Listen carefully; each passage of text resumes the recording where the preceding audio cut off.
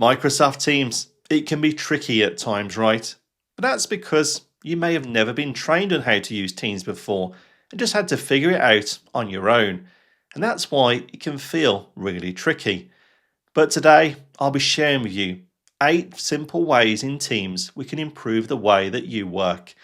Yes, ways that we can remove background noise from your Teams meetings.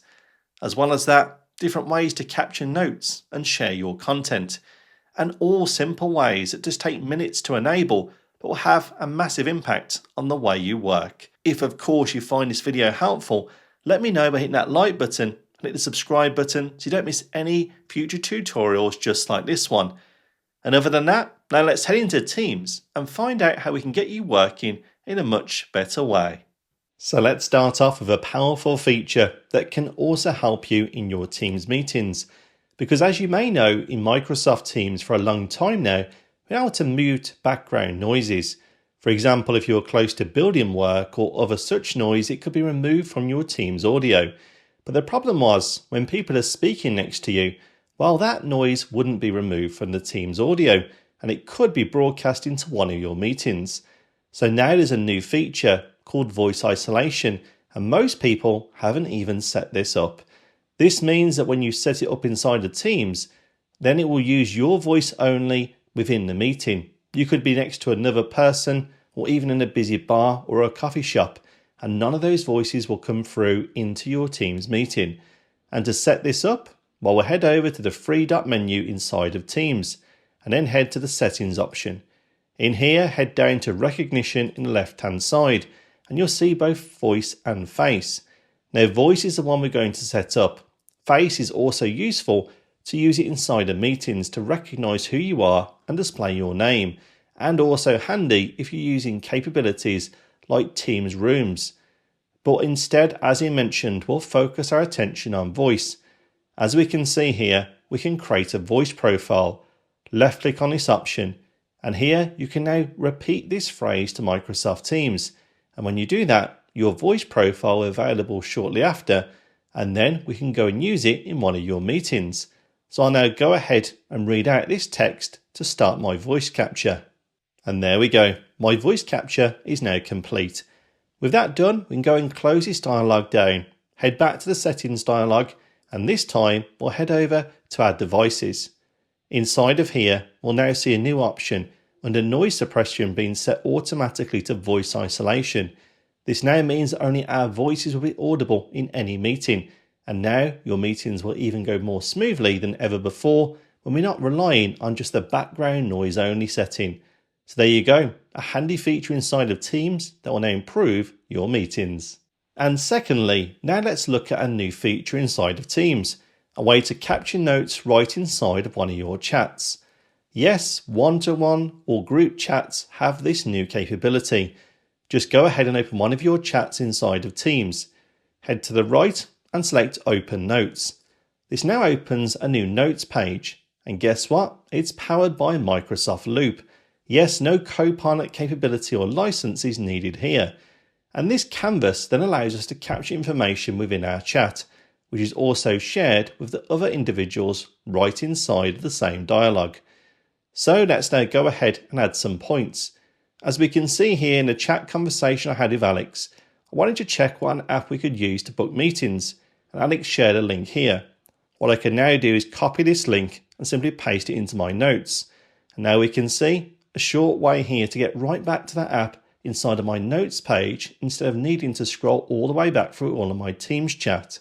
And of course we can use a notes section to write in our own notes too. I'll go ahead and add this here. The procurement process needs some review on Project Greenspace. In addition, we can also click on the plus icon right inside of our notes section and have a range of additional loop capabilities right inside of our notes page. So there you go, a simple way now to capture notes between you and your colleagues right inside of Teams chat. So alongside taking notes right inside of chat, we can also do it inside of a Teams meeting. I'll go ahead here and join one of my Microsoft Teams meetings. And then we can select the notes option from right inside of Teams. And now we see agenda, meeting notes and follow-up tasks. We can populate this alongside my colleagues as the meeting progresses. And we also don't need a Copilot license to enable this capability, because once again, it's powered by Microsoft Loop. When the meeting concludes, you can get back to these meeting notes straight inside of your meeting invitation. So a handy way to capture your notes in a Teams meeting, which I often find is underused. And when you're in your Teams meeting, there's also a better way to share your content. Very often we find people heading up to the share button and then sharing their entire desktop by using the screen option here. But if you're using apps that don't then support the Do Not Disturb option in Teams, where you can have different pop-ups appearing right inside of your screen share. Not very good when you're working with colleagues and also your customers. So instead of using the options here, let's make it more simple for us. As we can see here, I've got a document open that I want to share inside of my Teams meeting rather than my entire desktop. Well, what we can now do is hover over the icon on our taskbar and we'll see an option to share this window. Select this option and then select share. The content in this window is now being shared in the meeting rather than my entire desktop, and there was no need to click into that submenu and then try and find the screen itself, especially if lots of different apps open. But what happens then if you step outside of that app? Well, if I go ahead and then open Microsoft Excel, while the participants in the meeting will not see this change, they continue to see only the screen we shared with them being our Microsoft Word document. And when you're ready to stop the share, just do it like you would do normally, head to the top and select Stop Sharing. But that's a simple way to share relevant content in your meeting instead of your entire screen or desktop, and focus on that app where there's no distractions from pop-up notifications and more. So if you're enjoying these Teams features today and wondering how you never even knew these features existed, don't worry. There's a lot to learn in Teams and there's a lot to learn in Microsoft 365. That's exactly what me and the team at Your 365 Coach can do for you, your team, and your wider business. We know Microsoft 365 can be as tricky as Microsoft Teams and getting the most from it. And if you're struggling in Microsoft 365 or Teams, why not check out our website link below? We offer training courses, on-demand learning for our own academy, and sessions with your team. So, if you need help in Microsoft 365 or Teams, why not let us know? But sticking with Teams chat, did you also know there's a quick way to forward messages? And yes, they can be forwarded outside of the chat they exist within. Here we can see a message: I need to arrange a meeting to catch up on Project Greenspace. What I can now do is highlight the message, select the three-dot menu, and then select forward. We can see here we even have the option to forward multiple messages or just this single one. I'll select this message only. We can now see we can add in recipients to where they should be forwarded to. I'll go ahead and add in Megan's name, because Megan is also helping with some of the project admin. I'll now add a short message to Megan outlining that the meeting needs to be arranged to discuss procurement. With that done, I'll go ahead and select forward, and now that will now be forwarded into a separate message straight to Megan using Teams chat, and we can see that right here inside of the separate chat thread with Megan too.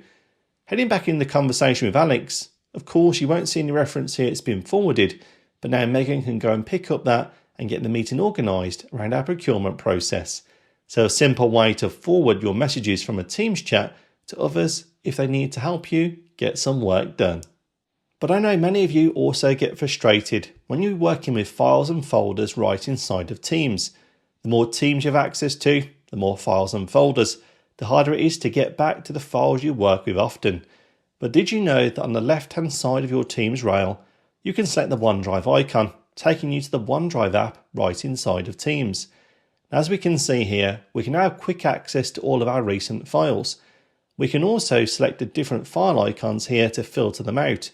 We can even filter them by a name or person on the right-hand side of this option as well. So when we want to open the file, all we then need to do is left-click into the file name and it will go ahead and open right inside of Teams. But alongside that, returning back into our OneDrive app, there's also a way to get back to your shared files, because Microsoft 365 often uses sharing links to share content in email and also chat. When you want to get back to those sharing links quickly, well, use the OneDrive app and select Shared. And here we can see all of the files that have been shared with me with quick access to open them. And if I've shared the files, select By You and you can see a list of them here. If you've overshared it and want to remove the link, Well, you can click on the share icon next to any of your files, which opens the sharing link itself. And by selecting the people or the links being shared in the bottom left, you'll have quick access to any of the links you've created to make updates or revoke them. So you need to get back to your sharing links, whether it's shared with you or by you. You can also do that straight in the OneDrive app, right inside of Teams. But also, there's another problem that many of you face inside of Teams. We can see here we have a document stored right inside of my OneDrive. If I left click into the document itself, it opens inside of Teams. But this is not using the desktop version of Word. No, it's using the online version, which I know many of you get frustrated about. What we then need to do, of course, is go to the right, select Editing and Open in Desktop. But doing this hundreds of times, well, you're going to waste a lot of time. So instead of this option, let's head into Teams and change it over. Select the three-dot menu and select Settings. Then head down to Files and Links. And as we can see, Always Open Word, PowerPoint and Excel files in has been set to Teams. Instead, select Desktop. That now means the next time we open a file right inside of Teams, it'll open on the app on your computer, being Word, Excel and PowerPoint rather than the online version. Now, this does require, in some cases, a different type of Microsoft 365 license. And yes, I get as frustrated as you with the need to have a different product license to use this feature. But for those of you that do have access to this feature, well, go ahead and change the settings. You'll now be able to use your desktop apps every time you left click a file right inside of Teams and save a whole heap of time. And finally, when we're working within Teams, well, it can be really frustrating when you want to work with a conversation, but then look at other content in Teams. For example, I have a chat here with Alex, but if I then wanted to go and access a team, well, as we can see what happens, the chat gets closed. I'd like to keep the chat open, but also work with Teams separately. Well, we can do that by opening conversations in a separate window. Head to Chat, and inside of our conversation, so select the three-dot menu, and then select Open in New Window. This now opens here as a separate window on top of Teams. I can then browse around with Teams and still have quick access right back to that conversation to continue it on right on top of a different Teams piece of content. But you can open your chats and conversations from channels and Teams chat in separate windows and continue to work with Teams and get that content you need without needing to go all the way back through all of those chats. So there you go. Simple ways that we can improve how we use Microsoft Teams. Because there's one thing I've learnt over the years using Teams, it's often not our fault that we struggle with it. We honestly just don't know how to use it in the best possible ways. And that's exactly why I've shared those tips with you today. I don't want you to have that anxiety in the morning when you fire up Microsoft Teams because you simply just don't know how it all works. And hopefully these tips will stop that horrible feeling. And if you found this useful today, please let me know. Let me know in the comments or hit the like button. If you haven't already, hit that subscribe button. It's because we put out tutorials just like this every week designed to help you get more from the tools you already have. And other than that, I really appreciate your time today and I look forward to seeing you on the next one.